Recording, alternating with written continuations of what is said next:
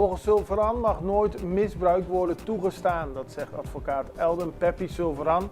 Hij is de advocaat van Miguelangelo Lo Martinez, de parlementariër die vastzit op verdenking van witwassen van geld en drugshandel. Maar volgens Silveran is tot nu toe, sinds de aanhouding begin deze maand, er al heel veel misgegaan. Hij heeft een persbericht geschreven waarin hij stelt dat de fundamentele mensenrechten van Lo Martinez niet worden eerbiedigd.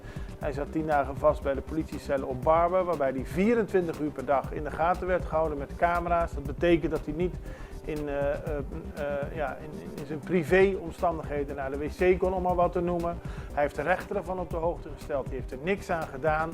Het Openbaar Ministerie heeft Lo Martinez in beperking gezet en allemaal persberichten naar buiten gebracht, terwijl zelf Silveran en Martinez niks mochten zeggen.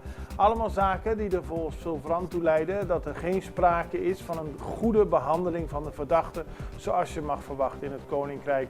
Hij legt onder meer ook de vergelijking dat een Nederlands Tweede Kamerlid dat zou worden opgepakt niet onder dergelijke manieren, onder dergelijke omstandigheden zou worden vastgezet, aldus Silveran.